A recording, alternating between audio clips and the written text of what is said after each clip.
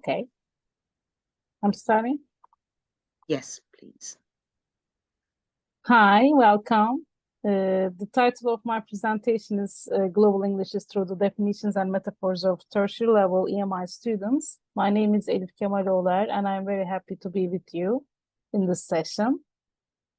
First of all, I would like to thank ELINET and ELINET conference team, particularly Nicola Galloway, Nadia Lampert, and Michael Budzansky for this great conference. And for you, for presenting me. Thank you. And what is ELINET? ELINET is a global network that provides an online platform to develop a community of practice of researchers, practitioners, policymakers, curriculum developers, materials writers, and students to collaborate and share knowledge, particularly in the fields of EMI and global Englishes. And as a scholar working particularly on global Englishes, I'm very happy to be a part of the global English community and to be working in the team of ELINET as the Global Englishes Research Lead Coordinator. So my presentation will be about global Englishes as well, maybe a romantic part of it, because I will share a study about metaphors about global Englishes. So global Englishes, through the definitions and metaphors of tertiary level EMI students, is mainly a metaphor study. And let us start with what a metaphor is. A metaphor is a figure of speech that describes an object or an action in a way that isn't literally true, but helps explain an idea or make a comparison. A metaphor states that one thing is another thing, and it equates those two things not because they actually are the same, but for the sake of comparison or symbolism. We use metaphors in life, you know. Some metaphors are like, he was a lion in the fight, time is money, life is a journey, the mind is an ocean, and you are my sunshine. And she's a walking dictionary, as you see in the picture.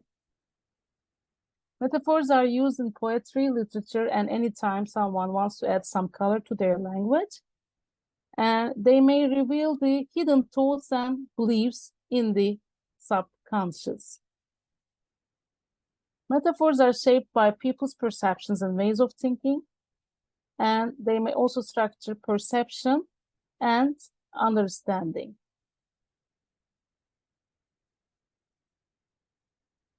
And through metaphors, emotions and thoughts can be expressed more strongly, and elements which are difficult to express can be conveyed vividly.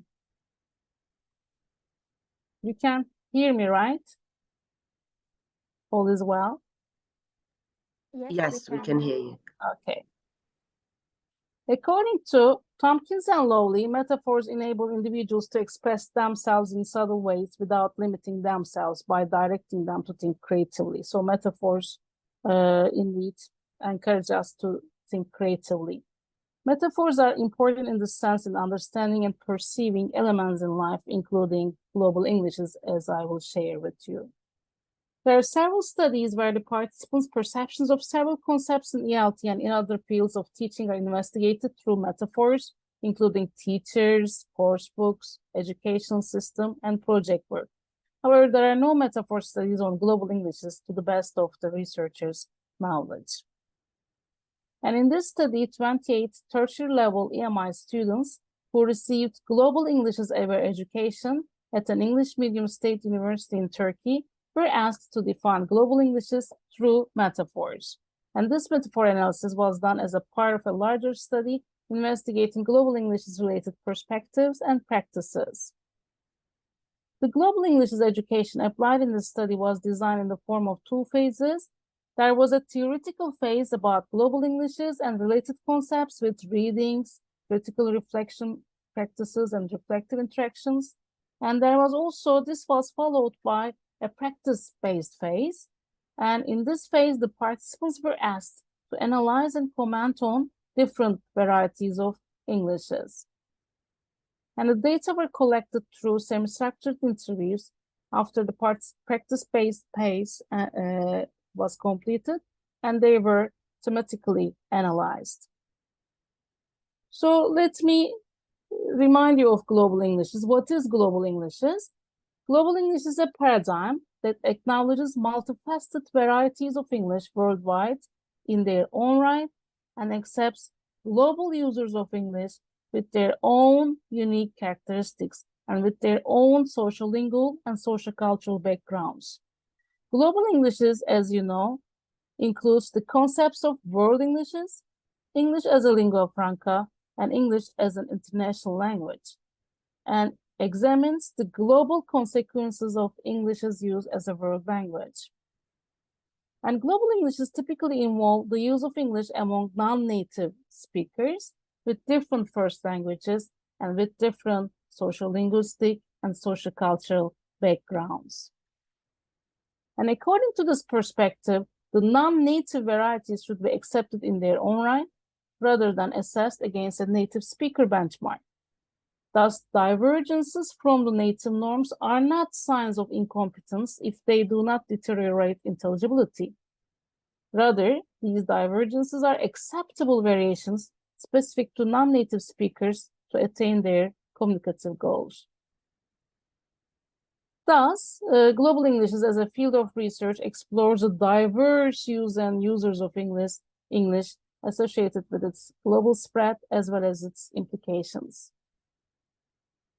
Global Englishes, as you might well know, views English as a pluricentric notion, focuses more on the use of English by non-native English speakers, emphasizes the global ownership of English independent of native English norms, and global Englishes have significant implications for English language teaching. And global English's pedagogy also accepts all English users with their own variations and discusses that these variations should be integrated into English lessons. So, coming to the metaphors. What metaphors did the participants use for global Englishes, and what might they mean? First of all, when asked to define GE with a metaphor, not all participants were able to do this, but the ones who were able to do so provided multifaceted data for the study. I found out that several participants defined GE as a bridge. One participant said, to me, GE is the representation of endless possibilities. GE is one of the most important bridges between cultures, and this makes me excited. And GE was also defined as a melting spot. Another participant said, I would say GE is a melting spot. It has L1s, it has L2s, and in between there is the personal use. And the person's own use of language is more convenient and more visible here. The person, the culture is more visible in this use, and GE has them all. And GE was also defined as a counterstance or a fist. So as you see, there was a reactional part of it. One student said, GE can be described as something like a counterstance against the native speakers. As we said, you know, there are just Americans and the British in the teaching materials, or only their English is taught. So it is about their economic power and their political power. GE is a fist against this, a counterstance against this power. It is this resistance.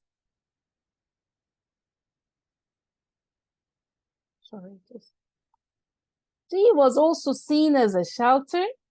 One student said, we can say GE is a shelter, a protective shelter, yes. Those who can imitate native accents, those inclined to be perfect, they don't defend GE in terms of speaking. They defend the other side. Even if they're Turkish, even if they're from our country where the study was done, I have observed this. For non-native speakers, it's not so possible to make these native sounds. You speak with your accent. It's a reality. And as we defend GE, it's like a shelter protecting us, okay? Somewhere we escape from this pressure, somewhere that protects us. But it's not necessarily somewhere we escape. It's a reality itself. So GE was seen as a protective shelter. And a group of students define GE as a window which opens to not only a single country, but to many people who communicate with each other without judging each other. GE was also seen as an umbrella for all kinds of varieties. One student said, I can define G as an umbrella, maybe, something that widely comprises and embraces the English users. As the umbrella has different areas separated through iron lines, G does something like that. It creates a whole with very different things, with very different ways of speaking. And it has a protective side, like an umbrella. G was also resembled to a road, not a straightforward road though. It was seen as a wiggly road, getting longer or shorter according to our preferences. Also, salt was used as a metaphor for G, since it was thought that G gives taste to English. This was an interesting metaphor about G. It was seen like a horse. It takes you to the place where you want to go as long as you feed it. It's not a simple light thing. You've got responsibilities for it. G was also resembled to a modified car. You can modify it, one student said, with your own touches and with your own sincerity. Another participant said, G is like a painting. There is not a bad painting. It is subjective. It has one's own colors. Besides, everybody can draw. Everybody can speak their own version of English. According to another student, G is like an encyclopedia. It brings together the differences of all cultures on a common point. Here is another description. I think G is like water, just like water. The language can shape according to the person and fit into any mold. Another participant said, G is like the whole universe, a huge and endless universe that contains many different planets and embraces all of them despite their differences. G was also taught as a smoothie, a green park, or nature because of its unifying power. It was said that similarly, G synthesizes different elements and presents a great variability with different variations of English and effects of different cultures on the language use. So coming to the conclusions, these metaphors show that the implied characteristics of G include variability, subjectiveness, creativity, acknowledgement of divergences, unification, and protection of the rights of non-native speakers. And through metaphors, G is implied to be connective, like a bridge, open to change, like water, diverse in communication types and personal use, like the universe, protective, like a shelter, embracing, like an umbrella, rebellious, like a fist, and personal, like a road. And the metaphors also imply that the participants had positive attitudes towards G and overall described it as a humanitarian and egalitarian concept, protecting, embracing, and defending themselves and all other users of English. The bigger study, which complements the study, has shown that after the G-aware education, the participants themselves perceived themselves as the potential disseminators of the G perspective, okay? They thought that they were going to disseminate this knowledge as the potential conveyors. And this study also verifies the participants' positive stance about G. Coming to the suggestions, future G-related metaphor studies may be done with different stakeholders like teachers and administrators and different levels of learners. And future research may also focus on the metaphorical representations of G-related concepts like metaphors about standard English, metaphors about native speakers, metaphors about non-native speakers. So what is G like in your opinion, my dear audience? Water, universe, a window, a bridge, an umbrella, or a totally different thing?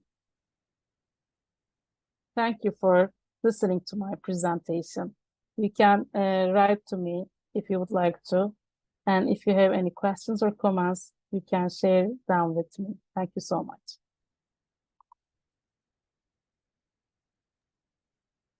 Thank you very much, Elif, for your very interesting presentation, for taking the time to talk to us about this topic. And I would like to invite everyone who is in the room, if you have any questions to ask them now, just pop them in the chat box so that we can get to answer them.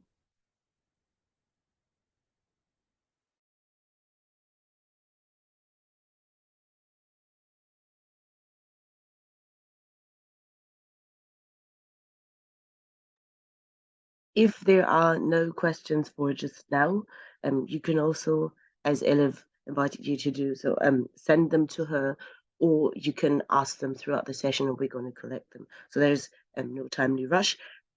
Anything that you need or any information that you would like to have will be provided to you. And there in the chat, you also see the email address again. Thank you so much. Thank you.